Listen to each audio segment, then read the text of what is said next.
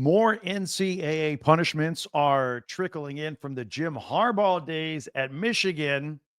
Is Sherrone Moore next? We'll tackle that. Locked on Big Ten starts right now.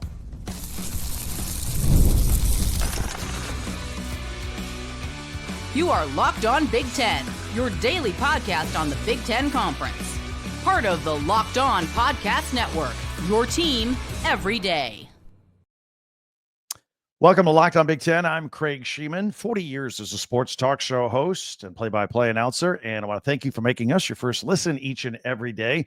We are free and available wherever you get your podcasts and on YouTube, part of the Locked on Podcast Network, your team every day. Please hit that free subscribe button down below while you're watching so you don't miss a single episode. This episode is brought to you by Monarch Money. Take control of your finances with Monarch Money. Use code LOCKEDONCollege at monarchmoney.com for 50% off your first year. So who got penalized at Michigan? We'll discuss. Plus, Ryan Day has some thoughts after spring football had broken up, and he's had a couple days to ponder that. Plus, we'll have our players of the week and our Big Ten baseball power rankings. First time we've ever done that right here. So the NCAA issued show cause penalties to two former Michigan football assistants for recruiting violations during their time with the Wolverines. Former defensive coordinator Jesse Minter, he received a 1-year show cause penalty, and former secondary coach Stephen Clinkscale, he received a 2-year show cause order. Basically means they can't coach college football during that time period. So to help you keep track, that notice of allegations that these punishments came from were anchored in the Burgergate scandal with Jim Harbaugh in Michigan. This is where Jim Harbaugh was accused of meeting with recruits at an Ann Arbor burger joint during the COVID pandemic when he was not allowed to meet with athletes at that time. Nobody was, according to NCAA rules. And in and of itself, that would have been a less serious level 2 violation on Harbaugh's part, but the NCAA punched it up to a serious level 1 violation because of his perceived lack of cooperation with the NCAA. And for his part, Harbaugh has already been hit with a 4-year show cause ban from coaching college football. It's a moot point right now since he has a highly lucrative long-term deal coaching the Los Angeles Chargers. So during the NCAA's investigation, they pointed out that Jesse Minter admitted to numerous impermissible recruiting communications with a prospect prior to June 15th of that prospect, that athlete's sophomore year in high school. You can't do that. And the NCAA said that Minter was aware that these communications were impermissible, but he did not report his actions to Michigan's compliance department. So he got nailed for that. Secondary coach Stephen Clinkscale, according to the NCAA, provided impermissible benefits to prospects and or families during recruitment and failed to fully cooperate with the NCAA interview process, although he eventually acknowledged his involvement in the situation. The show cause orders prevent Minter from working with an NCAA athletics department for 1 year and Clinkscale for 2 years. All right. And again, they're both gone. It won't matter. After Michigan won the national championship following the 2023 season, both coaches left Michigan and followed Harbaugh to the NFL to join his Charger staff. So what is all this? Not much as of now. So all this, we can point out, is separate from the NCAA's investigation into the Spygate sign-stealing scandal led by former Michigan assistant Connor Stalions, which is well documented. So we talked about this a couple of weeks ago, that right here on Locked on Big Ten, athletic director Warde Manuel spoke, and he said he hasn't heard from the NCAA on Spygate in a while, but he was hopeful that they would put this entire situation one way or the other behind everybody by this summer so that everybody could just move on. Now, there's one sticky point to that entire investigation and a sticky point to possibly moving on, and that would be current head coach Sherrone Moore. Sherrone Moore was the offensive coordinator on the Harbaugh staff during the Spygate scandal. And the point of interest was the fact, you'll remember, that Moore deleted dozens of text messages between he and Connor Stallions the week that the whole stuff hit the fan with the Spygate story in the middle of the 2023 season, only to have those texts retrieved so that they could then be handed over to the NCAA as part of the investigation. Weird situation. And then Moore's response was publicly, he said, look, I look forward to the NCAA reviewing the text messages. I got nothing to hide, nothing to say, but then he had deleted them. So kind of doesn't add up.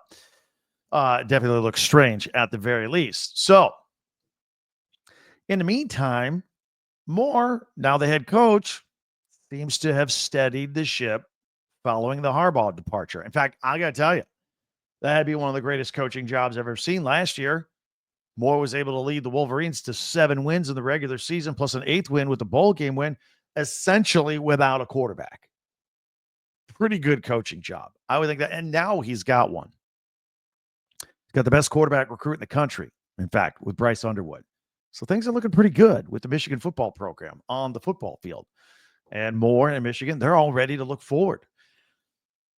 And having gone through that and gone through the position and to arrive at the position that they're at now, where things are looking, I think, fairly rosy for Michigan, I think it would be quite a gut punch if all of a sudden this summer or whenever the NCAA finally lays down the hammer with some sort of penalty for Spygate and penalizes Moore from whatever was in those text messages or for deleting them or whatever the case is. Maybe everybody looks at everything and everything's fine. That's definitely a possibility. Maybe it won't be. Maybe it'll come down to punish Sherrone Moore. We're going to have to stay tuned for that one. So this is the point of the podcast where Michigan fans will hit the comment section and tell me I don't know what I'm talking about and that I hate Michigan, which is just ridiculous. And let's be honest here. All I'm doing is reporting, I think, fairly an actual journalistic story. This is also the point of the podcast in the comment section where Buckeyes fans will start taking shots at Michigan for cheating. I know how this goes. We've all seen this before. So I say, let it rip. Go ahead. As far as the Wolverines go, they just wrapped up a successful spring practice. Numerous Wolverines were drafted in the NFL draft. And by the way, a little fun note here. Between the last 2 NFL drafts, 20 Wolverines from that 2023 national championship season were picked by the NFL in last year's draft and the remaining ones that were left over in this year's draft. It's pretty remarkable. Very remarkable. In fact, in last week's draft alone, defensive tackle Mason Graham went to Cleveland with the 5th pick. He's going to play alongside Myles Garrett. That'll be great. Tight end Colston Loveland was a top 10 pick by the Chicago Bears. And defensive tackle Kenneth Grant went 13th to the Miami Dolphins. And again, we'll talk for years about those 2 defensive tackles, Graham and Grant, side by side, playing together. And I'm sure they'll both be impactful players in the NFL. Meanwhile, looking forward, the 2025 Wolverines, they open up the regular season versus New Mexico in the Big House on August 30th. It's going to be here before you know it. We can't wait. It's going to be awesome. Anyway, hit us up in the comment section. I know you will. Let's get it going back and forth. Always love that as well. Be sure to hit that subscribe button. That you'll never miss an episode. It's free. It doesn't require any other information. And don't forget, you early morning commuters, we have an audio-only podcast of this very podcast. For those of you watching on video, if you listen on audio only on Apple or Spotify or wherever you get your podcast, those audio versions actually come out 2 hours early in the morning. So if you need a little something to listen to, if you're driving early to work before the sun comes up, check it out. And don't forget to check out our website, talkbig10.com. We put all of our podcasts there chronologically. We also group them by school. Let's go under Michigan, obviously. And then at the bottom, we have links to you can buy your favorite team's gear, school spirit. Get ready for the 2025 season. Get some Michigan shirts, hats, and T-shirts. All right there. TalkBig10.com. Love to have you there. All right, so we got some other things we want to get into. Ryan Day has had a few days to chew on the results of his spring session and a spring game. We'll talk about that a little bit. We'll do some power ranking later on. We got our players of the week. That's all coming up right here in 1 minute on Locked On Big Ten. Monarch Money. Tell you about Monarch Money. This is great. You ever check your checking account? Go, whoa, where'd all my money go? Maybe you need to find out that you spend too much dining out, or delivery, or entertainment. That's where Monarch Money comes in. It's your personal CFO, giving you full visibility and control over your finances. Monarch Money isn't just a budgeting app. It's a complete financial command center. You can track all your accounts, investments, spending all in one place. So you stop just managing your money and you start building wealth. Great insights when you start using it, just showing you where your money is spent. Instead of juggling multiple apps, you can use Monarch to check in on finances, track spending, and even plan long-term goals. And easy to use with your spouse or significant other. You can all combine finances in one place. So take control of your finances with Monarch Money. Use code LOCKEDONCollege at monarchmoney.com for 50% off your first year. That's monarchmoney.com, code LOCKEDONCollege for half off your first year. monarchmoney.com. Thanks for making Locked On Big Ten your first listen each and every day, especially you everydayers out there. Thank you very much. Be sure to hit that subscribe button down below. Share, follow, and like Locked On Big Ten, your team every day. And check out our website, talkbig10.com. So yesterday's podcast on Locked On Big Ten, we talked about Nebraska and their spring game that wasn't the spring festival, whatever they had. They canceled the actual spring game for fear of teams poaching their players in the transfer portal. They didn't want the whole world to see their players on TV in the spring game. Last year after the spring game, Matt Rule said he had 6 players come in and say, all right, we're transferring out. So that's one of the reasons he canceled it. This year, with no game, still had 4 players come in at the last day and say, we're out. In fact, the 4 players, tight end Ian Flint, defensive lineman David Borchers, wide receiver Hayes Miller, and corner Evan Taylor, all just announced their imminent departures from Lincoln. So darned if you do, darned if you don't. You have a spring game, don't have a spring game. These players are still going to leave. I argue last year, the ones that left right after the spring game were already gone well before anybody saw them on the spring game. I've been talking for weeks probably with these schools. Same thing with these kids here. So I'm in the camp. You might as well have a spring game. I think it's good for everybody, whether it be the team, the fans, the media. We all like it, the players. So anyway, I'm going to be as curious as anybody to see what Matt Rule does next year. Of course, maybe the spring transfer portal rules will change next year. Who knows? But that's where we're at today. So Ohio State had a pretty good spring session of practices and a spring game, and a couple days passed, and Ryan Day did an interview. He's had some time to reflect on it, and he gave his thoughts. And he started with a quarterback battle. He says, look, it's a two-way horse race between Julian Sayin and Lincoln Kienholz. He said right up until the spring game, it was all Kienholz. He was the leader. Sayin was still trying to figure it out. Kienholz now in his 3rd season there, kind of got things figured out. But he did admit that Sayin played better in the spring game.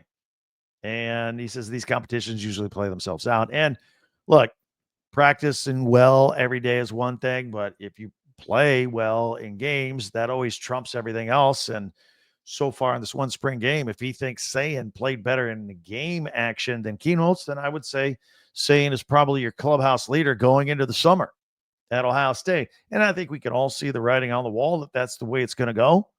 Sayin's going to be that starting quarterback there at Ohio State.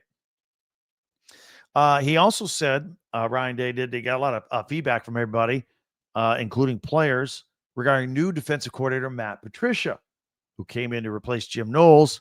Patricia spent most of his time in the NFL, and he says it's pretty good.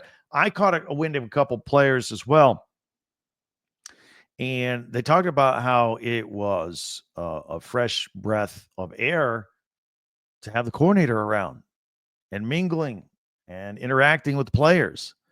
So that automatically gave me the impression that Jim Knowles kind of led a stern existence as a defensive coordinator, didn't really talk or interact with players, just kind of the guy in charge, maybe a little intimidating. I don't know. Players seem to like Matt Patricia's approach.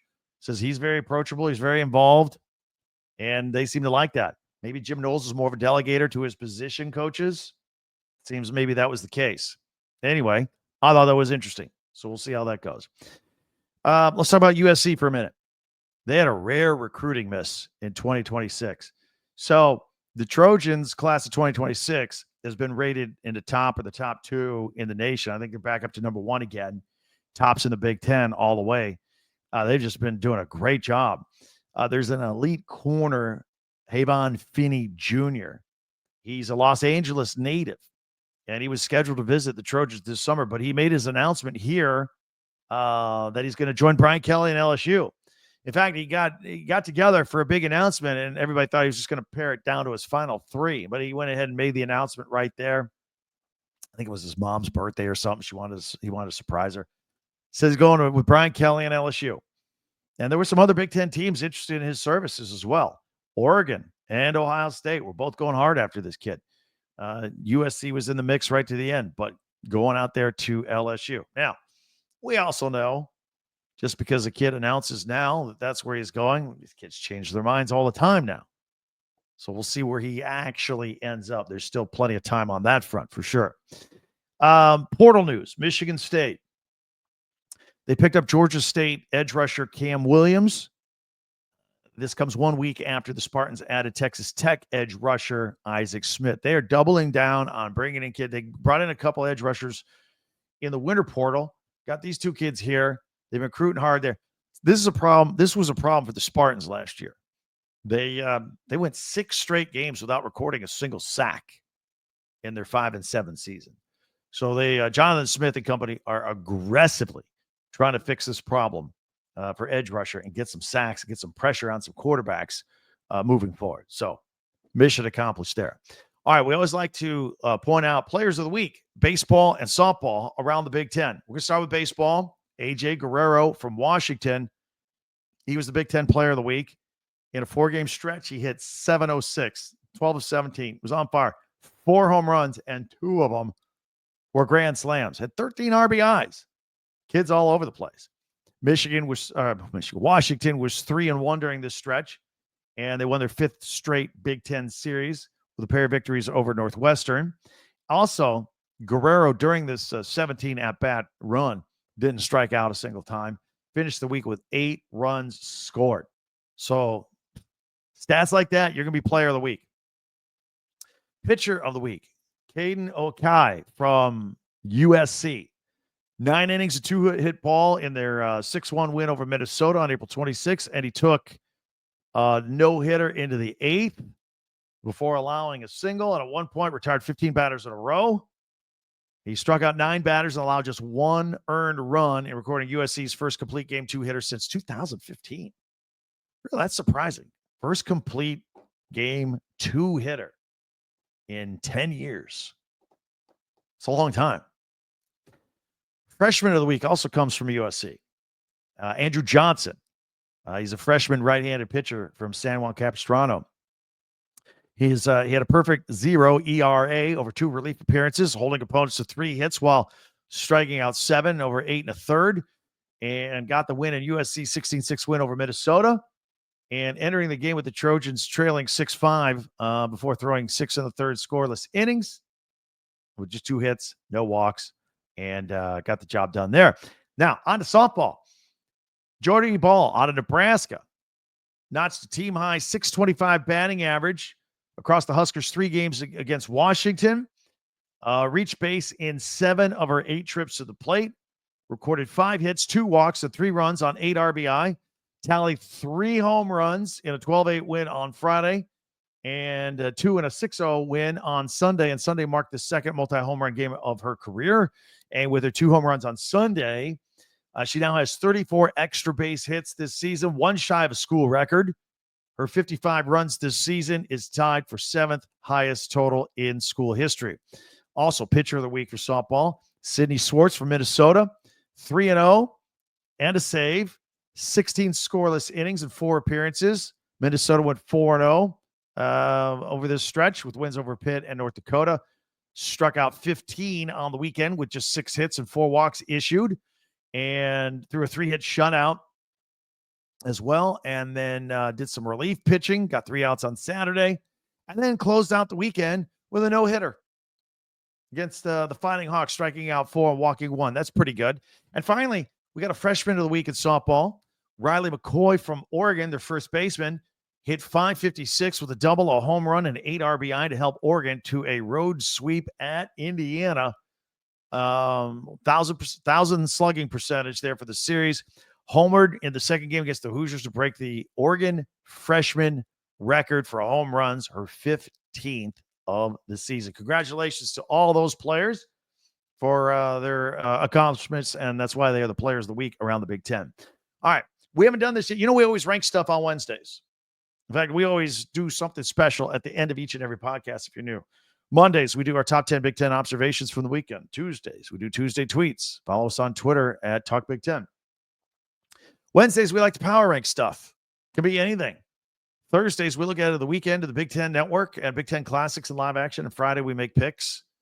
So for our power rankings, we haven't done this yet. We're going to do it right now. We'll have our Big Ten baseball power rankings. Slightly different from the standings. We got other things going on. We'll talk about all that in 1 minute. Hang on, see where your favorite team ranks on Locked On Big Ten.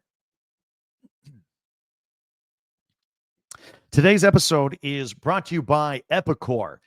Every team knows the value of hard work, of taking pride in what you build, and practicing every detail to get the best results.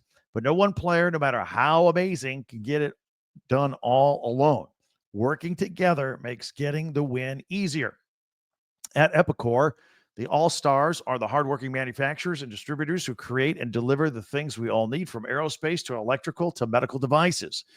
Epicor ERP solutions are created by industry experts to help make every day easier. So seeing your whole supply chain is easier. Managing your logistics is easier. Responding to price changes is easier.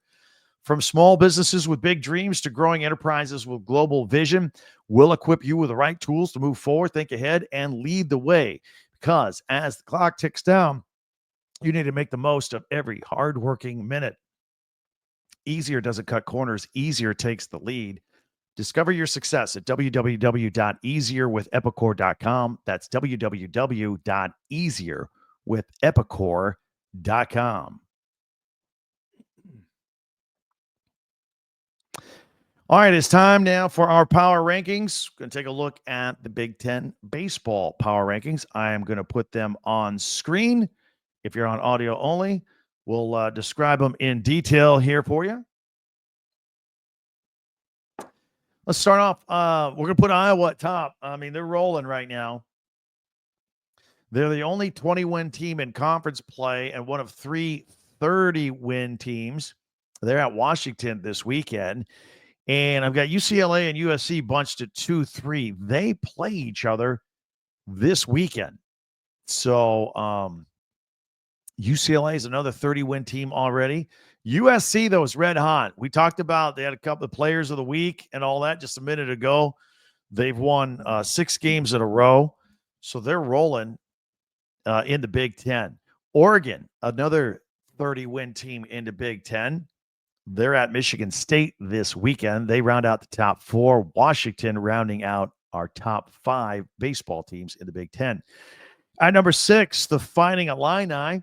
They got a series at Rutgers coming up this weekend. At number 7, got the Michigan Wolverines. They just had a recent sweep of Michigan State. And guess who they got next? Yeah, Michigan at Ohio State. Now,